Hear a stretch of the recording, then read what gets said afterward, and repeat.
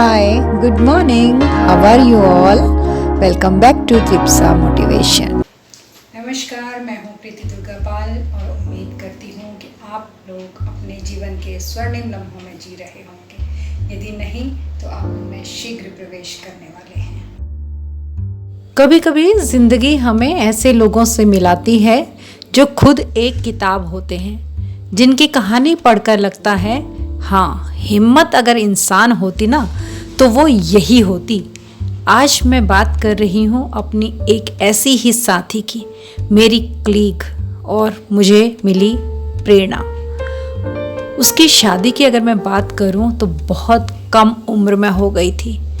वो सपनों से भरी हुई लड़की थी क्या कहूँ मैं, वो है। पढ़ना चाहती थी, आगे बढ़ना चाहती थी, लेकिन समाज ने कहा पहले शादी फिर सब कुछ। अपने 5 भाई बहनों में वो सबसे बड़ी थी। शादी के लिए मना नहीं कर पाई, मम्मी पापा का दबाव पड़ा और उसने शादी कर ली। बहुत कम उम्र में शादी हो गई, जब पढ़ाई चल ही रही थी। शादी करके ससुराल आई, वही सपने आंखों में जो सबकी आंखों में होते हैं, उन सपनों को पूरा करना चाहती थी। लेकिन ससुराल तो ससुराल ही है ना, गेंदा फूल, उसे भी वैसा ही मिला। बहुत कोशिश की एडजस्ट होने की, लेकिन कभी सास ने, कभी ससुर ने, देवर ने और कभी पति ने उसके सब सपनों को छलनी कर दिया। खैर वो चलती रही, अपनी पढ़ाई भी करती रही, उसने नौकरी भी ज्वाइन कर ली और फिर एक बच्चे की माँ भी बनी। इसी तरह जिंदगी के 4 साल बीत गए, सब कुछ झेलते हुए। ताने, आलोचना, बेइज्जती, पढ़ाई, नौकरी और फिर गृहस्थी। सब ठीक होने की उम्मीद में सब बिगड़ता ही चला गया।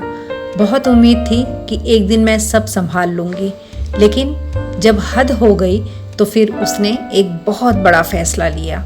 उसने कहा अब बस, अब मैं अपनी ज़िंदगी अपने हिसाब से जीऊँगी।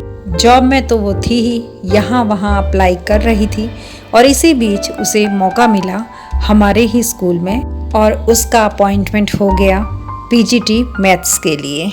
अपने छोटे से बच्चे को लेकर वो हमारे स्कूल में आई दिसंबर की कड़कड़ाती ठंड में। शुरुआत में बहुत मुश्किलें थी। बोर्डिंग स्कूल था, 24 घंटे की ड्यूटी थी, हर पल की जिम्मेदारी का बोझ, लेकिन बच्चे की जिम्मेदारी को भी वो बखूबी निभाती चली गई। पर जो बात सबसे ज़्यादा प्रेरणादायक थी वो थी कि उसने कभी भी खुद को कमज़ोर नहीं समझा। उसका परिवार, समाज, लोग सभी उससे कहते रहे थोड़ा सहन कर लो, घर बस जाएगा, घर बच जाएगा। पर उसने कहा घर वो नहीं जहाँ दीवारें हैं, घर वो है जहाँ सम्मान है। वो सिंगल मदर बनी रही, पर सिंगल नहीं रही। उसके साथ थी उसकी हिम्मत, उसकी मेहनत और उसका आत्मसम्मान। उसे ड्राइविंग नहीं आती थी, लेकिन बच्चा छोटा था और उसे बच्चे के लिए ड्राइविंग सीखनी पड़ी। उसने सीखा ताकि किसी का इंतज़ार न करना पड़े। नए कपड़े पहनती थी, सजने संवरने का बहुत शौक था, क्योंकि वो जानती थी खुद से प्यार करना ही असली इज्जत है।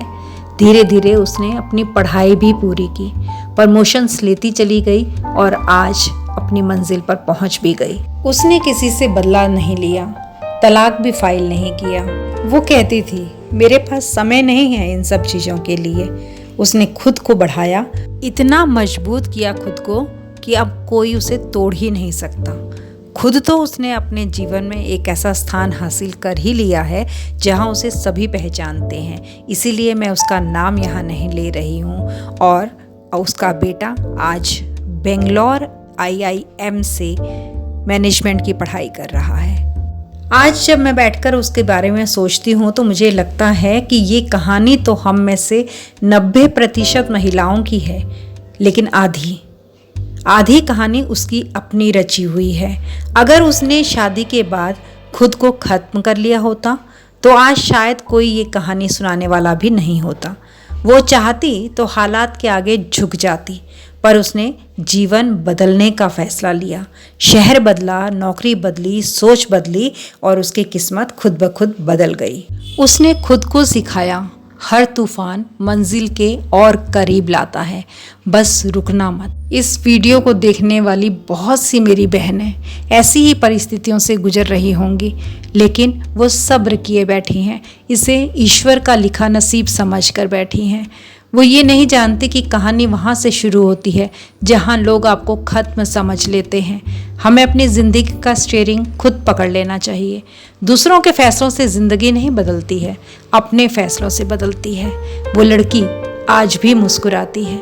क्यों? क्योंकि उसने सीखा है कभी हार माननी नहीं, क्योंकि किसी और का बुरा व्यवहार हमारी पहचान तो तय नहीं करेगा ना। अपनी पहचान हमें खुद बनानी होगी, किसी के जुल्म को सहकर नहीं, किसी के अपमान को सहकर नहीं, उससे बाहर निकलकर पहला मजबूत कदम तो हमें ही उठाना होगा, लेकिन उसके बाद रास्ते बनते चले जाएंगे। दुनिया इतनी भी बुरी नहीं है, बहुत अच्छे लोग भी इस दुनिया में हैं, लेकिन पहला विश्वास तो हमें खुद पर ही करना होगा और सहारा भी अपने ही अंदर खोजना होगा। जब तक हम अपने दिमाग को, अपने विचार को नहीं बदलेंगे, तब तक हम सहते चले जाएंगे। अगर लग रहा है कि ये सहना गलत है तो उठाइए कदम। थैंक्स फॉर वॉचिंग त्रिप्सा motivation. Please like, share, subscribe and do not forget to leave a lovely comment. Thank you.